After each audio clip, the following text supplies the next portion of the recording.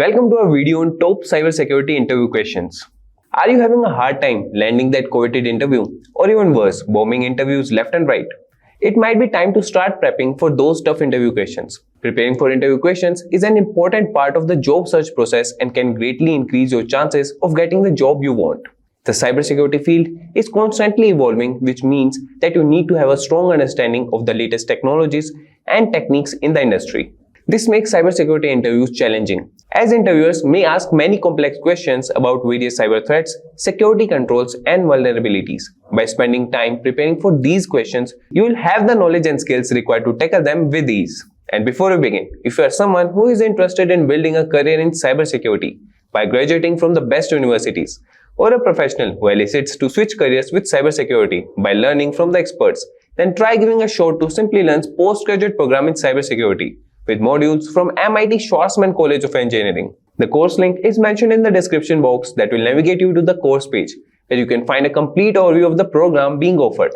And if these are the types of videos you would like to watch, then hit the subscribe button, like, and press the bell icon to never miss any update from Simplilearn. So without any further ado, let's get started with the top most important cybersecurity interview questions. So we'll start with the first question. That is, what is CRF? Or you can say the interview asks, can you explain what CSRF in the context of cybersecurity? And we can answer that certainly. CSRF stands for cross-site request forgery. It is a type victim is authenticated. The attack takes advantage of the trust a website has in the authenticated user's browser. Now, we'll see how it works. So, security vulnerability that occurs when an attacker tricks a victim into performing an unwanted action on a website or web application, in which the attacker creates a malicious website or injects malicious code into a legitimate website that the victim visits. And when the victim visits the attacker's website or the compromised legitimate website, the malicious code can execute without the victim's knowledge. The malicious code sends a request to the targeted website or application on behalf of the victim. This request may include sensitive actions like changing the victim's password, making financial transactions, or modifying personal information. Since the request originates from the victim's browser, the targeted website or application considers it legitimate and processes the request. The victim's account is compromised, and the attacker gains unauthorized access or performs unwanted actions. To protect against CSRF attacks, web developers can implement several countermeasures, including using anti-CSRF tokens. Using anti-CSRF tokens, web applications can generate and include unique tokens in each form or request. These tokens are verified by the server before processing the action, ensuring that the request originated from the same website. The next is same-site cookies attribute. Web developers can set the same-site attribute on cookies, which prevents them from being sent with cross-site requests, thus reducing the risk of CSRF attacks. Verifying the origin header. Servers can check the origin header to ensure the request originates from the same domain. The next is implementing strict access control. Web applications should enforce strict access controls and authorization mechanisms to ensure that only authorized actions can be performed. And the next measure can be by implementing these countermeasures, organizations can significantly reduce the risk of CSRF attacks and protect their users' sensitive information and accounts. And the next question is, that is the most important question, which interviewer asks, that is difference between XSS and CSRF. So XS, that is XSS, cross-site scripting, and CSRF, cross-site request forgery, are both common web application vulnerabilities, but they differ in their nature and the risk they pose. So XS is a vulnerability that occurs when an attacker injects malicious scripts into a trusted website, which is then executed by the user's browser. This can happen when the website does not properly validate or sanitize user input. The injected scripts can be used to steal sensitive information such as login credentials or session cookies, and can also be used to modify the content of the website or redirect users to malicious websites. CSRF, on the other hand, is a type of attack where an attacker tricks a user's browser into making unintended or unauthorized requests to a website. This attack relies on the fact that many websites use cookies or other mechanisms for session management, and these cookies are automatically sent with every request made to the website. By tricking a user into visiting a specially crafted website or clicking on a malicious link, the attacker can perform actions on behalf of the user without their knowledge or consent. potentially leading to unauthorized actions, data manipulation, or account compromise. In summary, XSS is concerned with injecting and executing malicious scripts within a website, while CSRF involves tricking users into performing unintended actions on a trusted website. Both vulnerabilities can have serious consequences, and it is important for web developers to understand and mitigate these risks through proper input validation, output encoding, and security mechanisms such as CSRF tokens and secure session management. Now moving to next question. Is XSS client-side attack or server-side attack? So XSS, that is cross-site scripting, attack can occur on the client side, which means it targets vulnerabilities in the user's web browser or the client application. This type of attack takes advantage of security weaknesses in the client-side code, allowing an attacker to inject malicious scripts into a trusted website or web application. Once the script is executed by the user's browser, it can lead to unauthorized actions, data theft, or other malicious activities. And it's important to note that while XSS attacks primarily target the client side, they can have significant consequences on the server side as well. The injected script may interact with the server or exploit vulnerabilities in the server side code to perform actions on behalf of the attacker. Therefore, XSS attacks can have an impact on both the client and server components of a web application security. And the next question is, what is IOC? In cybersecurity, IOC stands for Indicators of Compromise. These are pieces of evidence or artifacts that suggest the presence of malicious activity or a security breach within a system or network. IOCs are used to identify, detect, and respond to potential security incidents. There are several types of IOCs that security professionals look for. The most common types include file-based IOCs. These include malicious files such as malware, executables, scripts, or documents that have been identified as part of a cyber attack. File-based IOCs can be identified through file hashes, file names, or specific file content. The next is network-based IOCs. These indicators relate to network traffic associated with malicious activities. They can include suspicious IP addresses, domain names, URLs, or patterns of network communications that indicate a potential security threat. The next we have is behavioral IOCs. These indicators are based on abnormal behavior exhibited by users, systems, or applications. For example, a sudden increase in failed login attempts, unusual file access patterns, or unauthorized system modifications can serve as behavioral IOCs. The next is registry or system configuration IOCs. These indicators involve changes or additions to the Windows registry, system configuration files, or other system settings. Attackers may alter these configurations to gain persistence on a compromised system. The next is threat intelligence IOCs. These IOCs are derived from external sources, such as cybersecurity vendors, government agencies, or threat intelligence platforms. They provide information about known malicious actors, their tactics, techniques, and procedures, and specific indicators associated with their activities. When organizations collect and analyze IOCs, they can proactively detect and respond to security incidents. By monitoring for these indicators, security teams can identify potential threats, investigate the scope of an attack, and take appropriate measures to mitigate the risk. It's worth noting that IOCs are not static and continuously evolve as attackers develop new techniques. Therefore, staying up to date with the latest threat intelligence and sharing information within the cybersecurity community is crucial for effective defense against cyber threats. And now moving to another question, that is fifth question. And it is that can you explain the difference between antivirus and EDR in cybersecurity?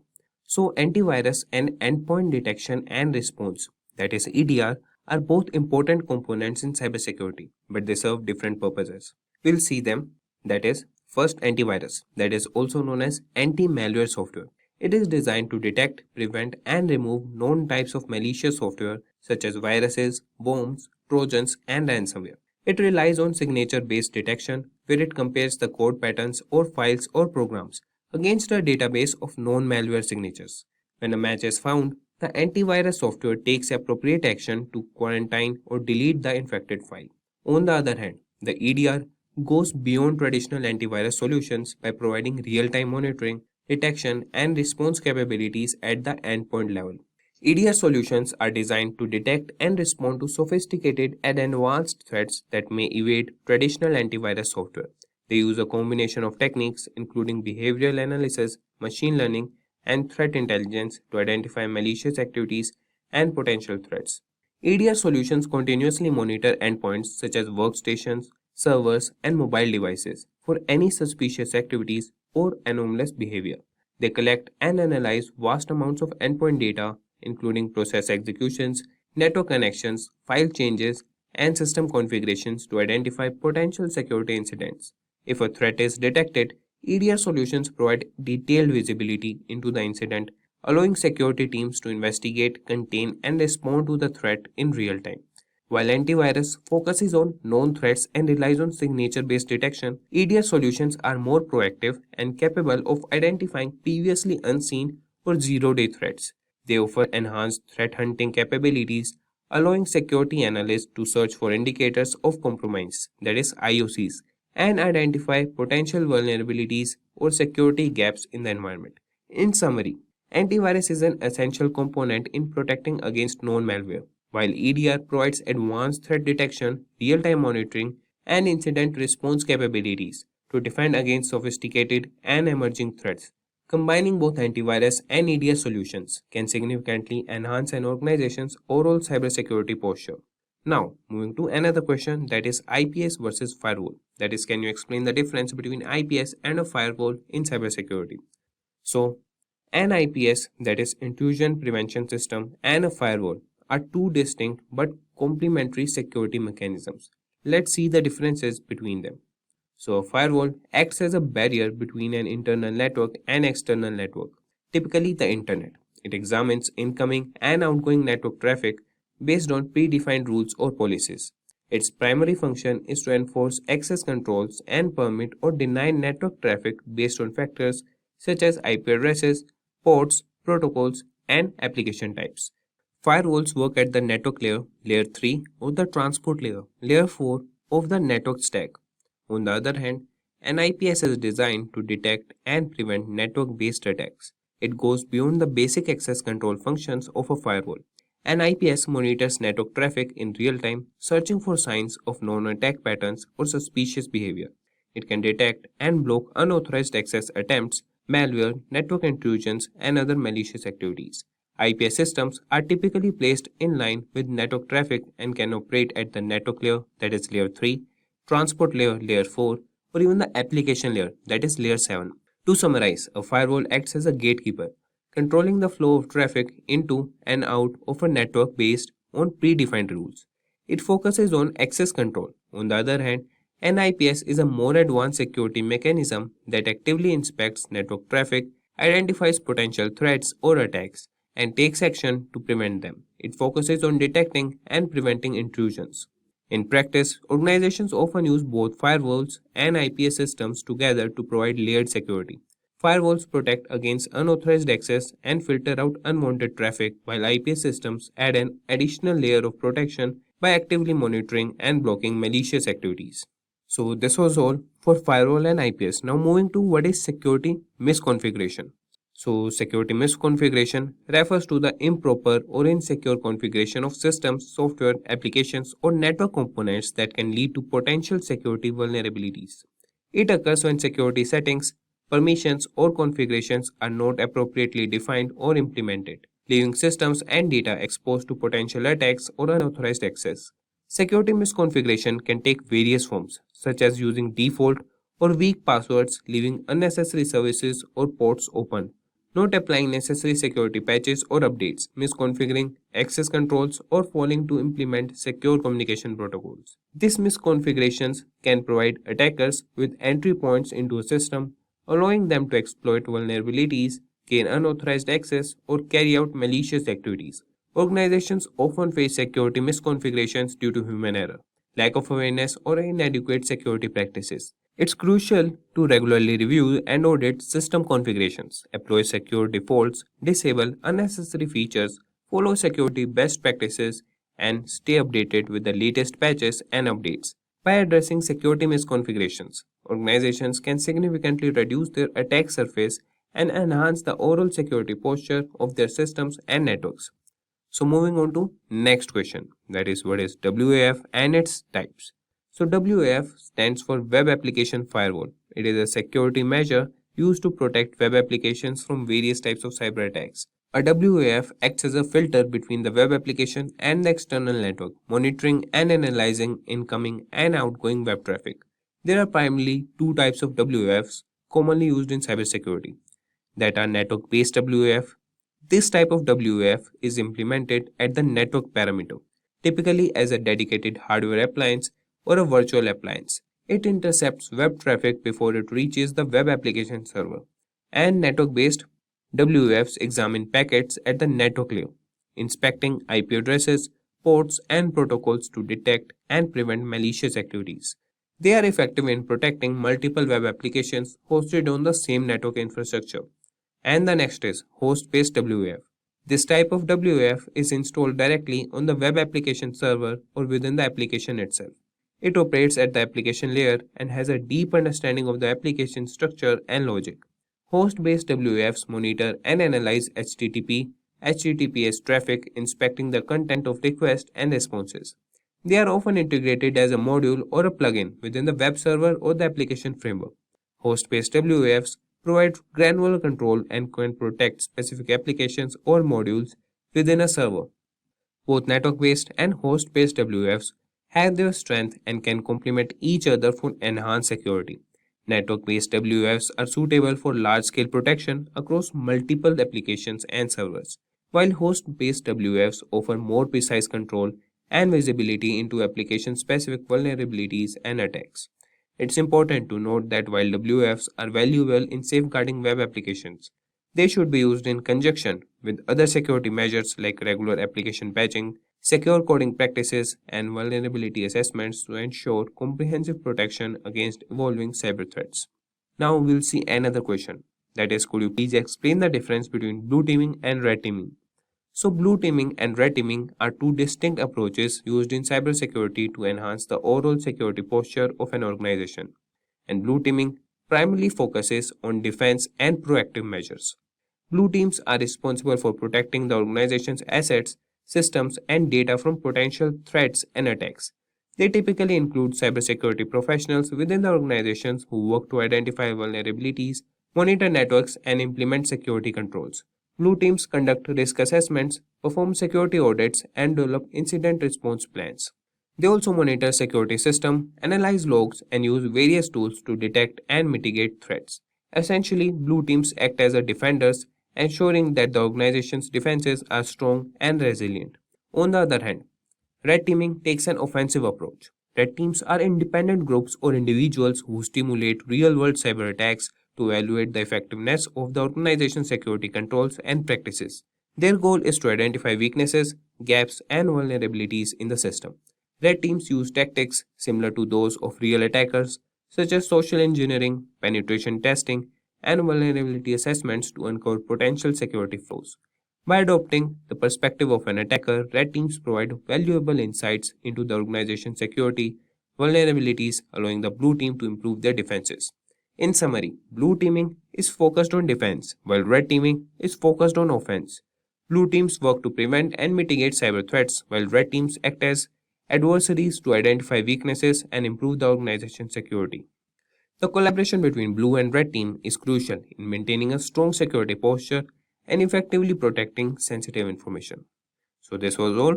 That is the difference between blue teaming and red teaming. Now moving on to the 10th question, that is, what is false positive and false negative in case of IDS? So in the context of intrusion detection system, that is IDS, false positive and false negative are two important terms used to describe the accuracy of the system in identifying and classifying security events. A false positive occurs when an IDS incorrectly identifies a benign activity or event as malicious. On the other hand, a false negative happens when an IDS fails to detect an actual malicious activity or event. It occurs when an intrusion or attack goes unnoticed and is not flagged by the system. This can be quite dangerous as it allows malicious activities to go undetected, potentially causing harm to the system or network. Ideally, an IDS should strive to minimize both false positives and false negatives. However, there is often a trade-off between the two. Increasing the sensitivity of an IDS to reduce false negatives may result in more false positives, and vice versa. Balancing the detection accuracy is crucial to ensure that genuine threats are identified while minimizing the number of false alarms. So, to improve the effectiveness of an IDS, continuously monitoring, fine-tuning of detection rules, and incorporating machine learning algorithms can be employed. Additionally, it's important for security teams to carefully analyze and validate alerts to distinguish between false positive and true threats, ensuring efficient incident response and mitigation. Now, moving to another question, that is, what is TLD? So, TLD stands for top level domain in the field of cybersecurity. In the context of the internet, a top level domain refers to the last segment of a domain name located after the final dot. It is also commonly known as domain extension. Example of TLDs include .com, .org, .net, .gov, .edu, and country-specific TLDs like .uk, .fr, or .au. TLDs play a significant role in cybersecurity as they help identify the purpose or category of a website. Cybersecurity professionals often analyze TLDs to assess potential security risk or determine the legitimacy of a domain. Malicious actors may exploit certain TLDs such as those associated with phishing, malware distribution, or fraudulent activities. Security measures like blacklisting or filtering can be implemented based on TLDs to protect users from accessing potentially harmful websites. Overall, understanding TLDs is essential in the cybersecurity field as it aids in identifying and evaluating potential threats, enhancing website security, and safeguarding users' online experiences. So, this was all about TLD. So, the next question is, can you explain what name servers are in the context of cybersecurity? So, in the realm of cybersecurity, name servers play a crucial role in functioning of the internet. A name server, also known as a DNS server, domain name system, is responsible for translating human-readable domain names such as www.example.com into IP addresses such as numerical representations that computers use to communicate with each other. In simple terms, when a user types a domain name into a web browser, the name server is responsible for resolving that domain name to the corresponding IP address of the server hosting the website. This process is essential for establishing connections and enabling communication between devices on the internet. From a cybersecurity perspective, name servers are vital because they act as authoritative sources for domain names resolution. However, they can also be targeted by malicious actors in various attacks such as DNS spoofing or DNS hijacking, which aims to manipulate the translation process. So, to mitigate this risk, organizations employ various security measures such as implementing DNSSEC, domain name system security extensions, to ensure the integrity and authenticity of DNS data. DNS firewalls and intrusion detection systems can also be utilized to detect and prevent malicious activities targeting name servers. Overall, name servers serve as critical infrastructure component for the internet, and safeguarding their integrity is essential in maintaining a secure online environment.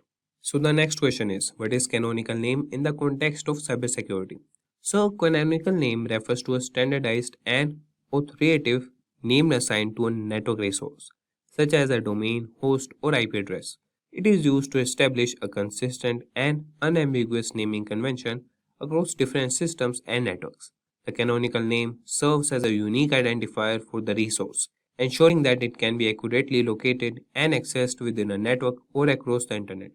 The canonical name is commonly represented as a fully qualified domain name, FQDN, for a website, which includes the domain name and all its subdomains. For example, www.example.com is the canonical name for the website example.com. By using the canonical name, organizations can maintain a centralized and reliable reference point for accessing resources, making it easier to manage and secure their network infrastructure. In cybersecurity, the concept of canonical name is particularly relevant when dealing with activities such as network monitoring, access control, and threat detection. It allows security administrators to establish policies and rules based on the canonical names of resources, ensuring consistent enforcement and effective security measures.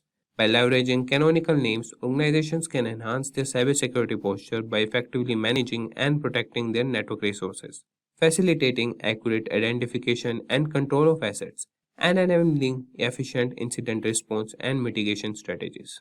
So, this was all about canonical name in cybersecurity. Now, moving on to another popular question, that is, what details you find when you search IP or domain for DNS lookup.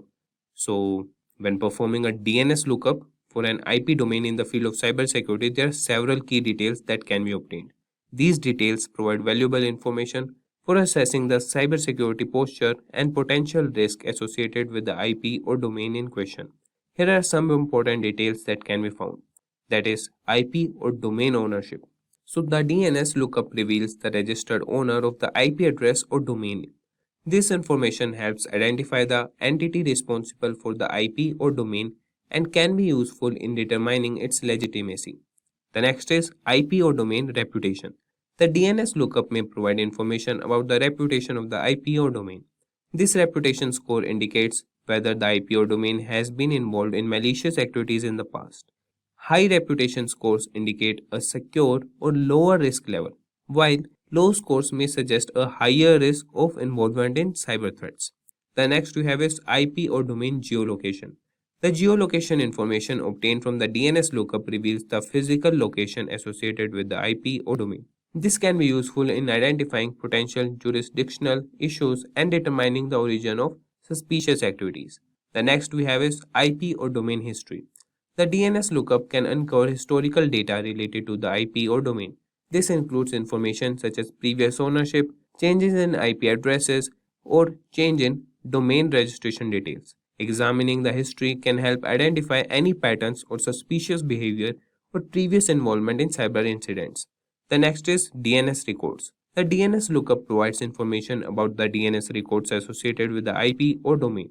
This includes details such as the IP addresses associated with the domain, mail server information, subdomains, and other records like TXT records used for various purposes, such as SPF, Sender Policy Framework, or DMARC, Domain Based Message Authentication, Reporting, and Conformance configurations.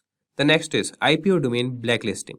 The DNS lookup can reveal whether the IP or domain is listed on any known blacklist. Blacklisting occurs when an IP or domain is identified as being associated with malicious activities, spamming, or other undesirable behavior. Such listing can indicate a higher risk level. So, by analyzing these details obtained from a DNS lookup, cybersecurity professionals can assess the potential security risk associated with an IP or domain and take appropriate measures to protect the systems and networks. And now moving to next question, that is, what is DHCP? That is, can you explain what DHCP is and its role in cybersecurity? So DHCP stands for Dynamic Host Configuration Protocol. It is a network protocol commonly used in computer networks to automatically assign IP addresses and network configuration settings to devices within a network. DHCP plays a crucial role in cybersecurity as it helps in managing and securing network resources effectively. One of the primary functions of DHCP is to introduce or provide IP addresses dynamically to devices when they join the network. By assigning IP addresses dynamically, DHCP prevents the need for manual configuration, making it easier to manage a large number of devices in a network. This automated process helps ensure that devices are correctly connected and can communicate with other devices and network services.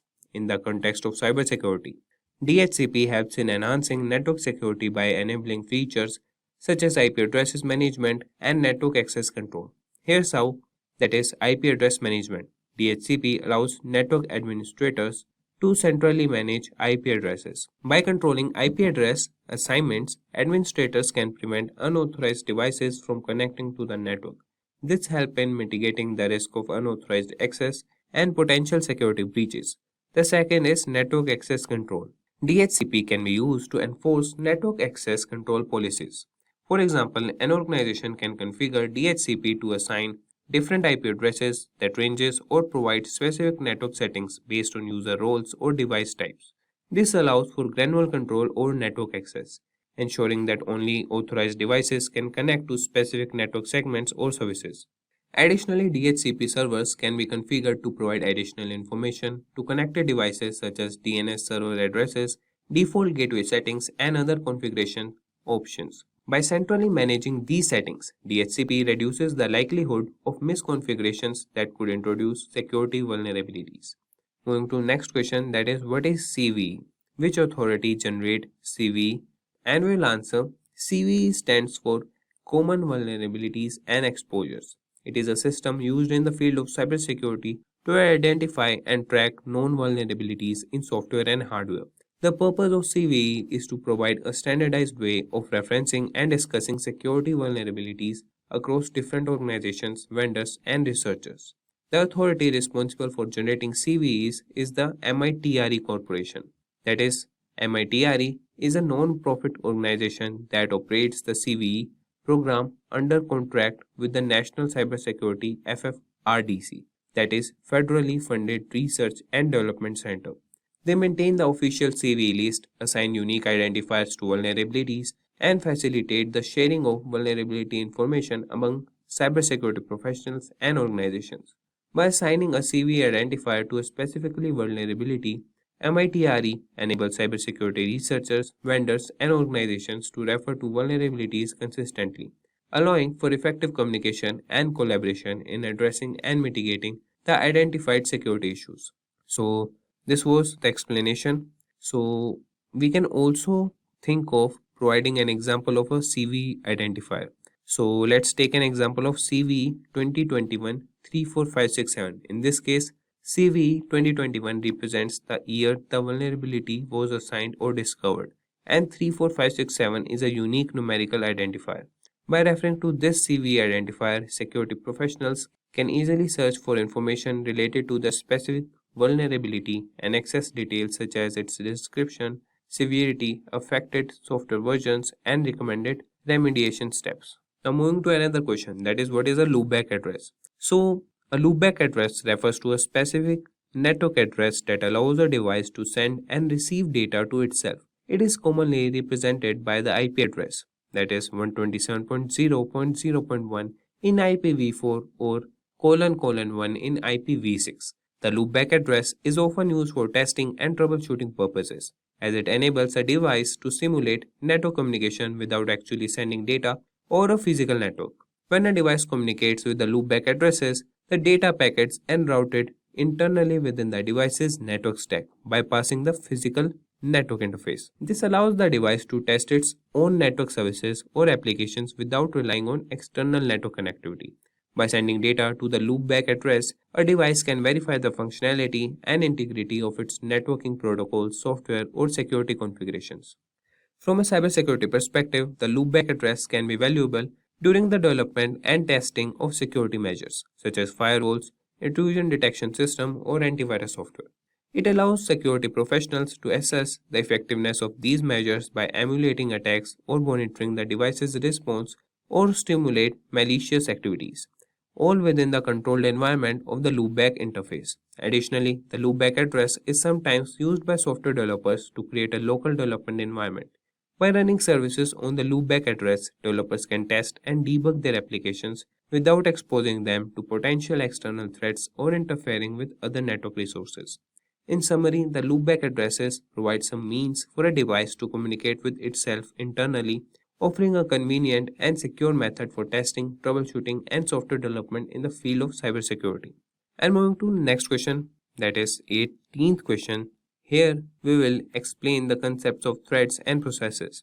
So, in the context of cybersecurity, threads and processes are important concepts that relate to the execution and management of software and how they can impact the security of a system. So, a process can be understood as an instance of a computer program that is being executed. It represents a set of resources such as memory, files, and system state allocated by the operating system to execute the program. Each process runs independently, with its own memory space and resources, and can perform various tasks. Processes can communicate with each other through their inter-process communication mechanism provided by the operating system. On the other hand, a thread is a unit of execution within a process. A process can have multiple threads, and each thread represents an independent flow of control within the process. Threads within a process share the same memory space, allowing for efficient communication and data sharing.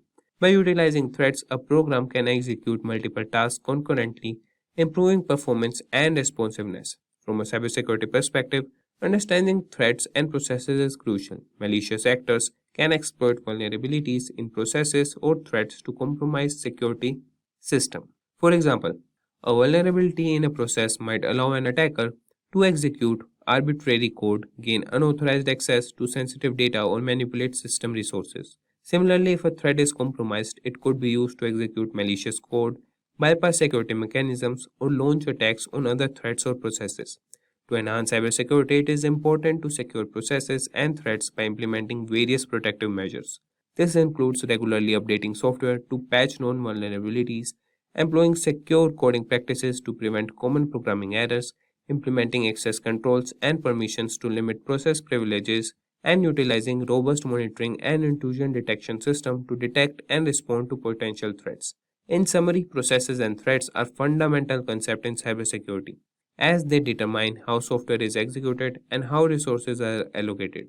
Understanding their implications and securing them effectively is essential in maintaining a secure computing environment. So moving to next question, that is 19th question, and it is what is Kerberos. So Kerberos is a widely used network authentication protocol that plays a crucial role in ensuring secure communication in computer network. It was developed by Massachusetts Institute of Technology, that is MIT, and has become a fundamental component of many security infrastructures. At its core, Kerberos provides a framework for mutual authentication between a client and a server, allowing them to establish trust and securely communicate over an untrusted network. It relies on a centralized authentication server known as the Key Distribution Center, which acts as a trusted third party. When a client requests access to a network's resource, the Kerberos protocol enables the client to authenticate itself to the KDC using its credentials, typically a username and password. The KDC then verifies the client's identity and issues a time limited ticket, also known as ticket granting ticket, which serves as proof of authentication. Once the client possesses a valid TGT, it can present it to the desired server to request a service ticket for a specific resource. The server in turn contacts the KDC to verify the TGT's authenticity and grants the client access to the requested resource if the validation succeeds. One of the significant advantages of Kerberos is that it uses symmetric key cryptography, which ensures confidentiality and integrity of the communication between the client and the server. The KDC shares a secret key with each client, and this key is used to encrypt the communication tickets, making it difficult for adversaries to forge and tamper with them. Moreover, Kerberos incorporates the concept of single sign-on, allowing users to authenticate once and obtain multiple tickets for different services without needing to re-enter their credentials. This enhances usability and reduces the burden of remembering and managing numerous passwords. Overall, Kerberos is a robust authentication protocol that addresses many security challenges in network environments. Its widespread adoption in various systems and its proven track record make it a valuable asset in safeguarding sensitive information and preventing unauthorized access. Now, moving to the next question, that is, can you explain the significance of 018 and 012 in Kerberos authentication? So, in Kerberos authentication, the value 0x18 and 0x12 represent specific message types within the Kerberos protocol. The Kerberos protocol is a widely used authentication protocol designed to provide secure authentication for network services.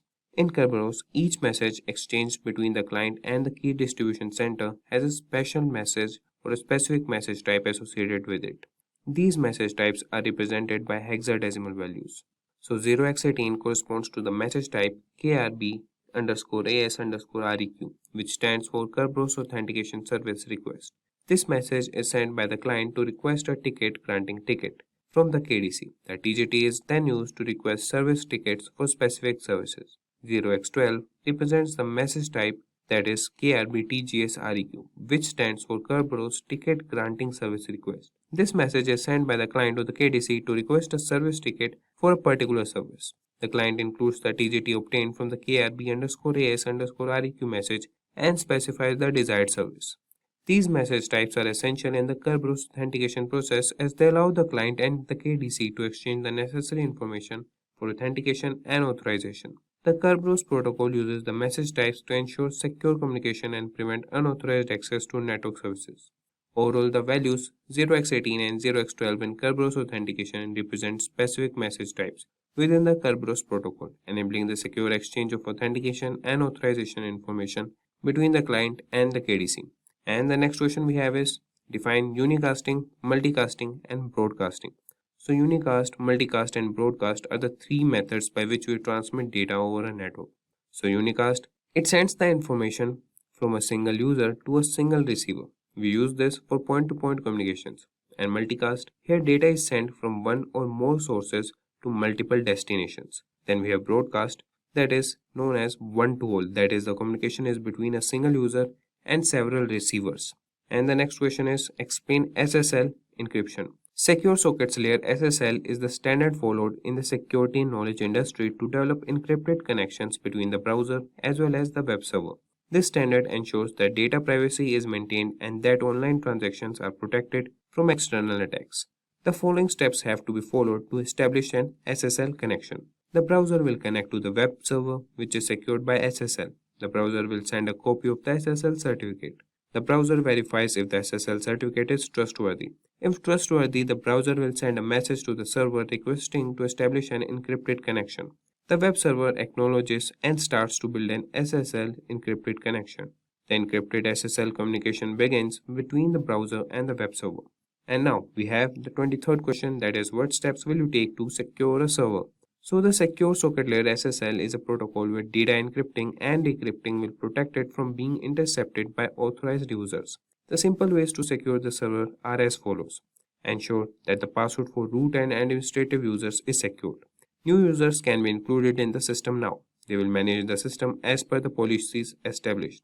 Remote access is removed from default administrator accounts. The following steps have to be followed to configure firewall rules for remote access. Now we have the 24th question, that is what is data protection in transit versus data protection at rest. So when data is protected in transit, the data goes only from the server to the client. The effectiveness of data protection, repeat, the effectiveness of data protection is critical for ensuring that there is no loss of data. Data protection at rest. It is when the database is on the hard drive. The data at rest is sometimes less vulnerable than the data in transit. So this was all about it. And the next question is, what is the difference between VPN and VLAN? So VPN, the group workstations are within the same locations and in the same broadcast. The main logically segregated networks and have no physical connection. Whereas VLAN, this is related to remote access to the company network. The connection of 2 points within a secured and encrypted tunnel. There is no encryption technique involved and it slices the logical network into different sections to manage and secure different aspects. And this was all for this tutorial or the interview questions. Hope you guys found it informative and helpful.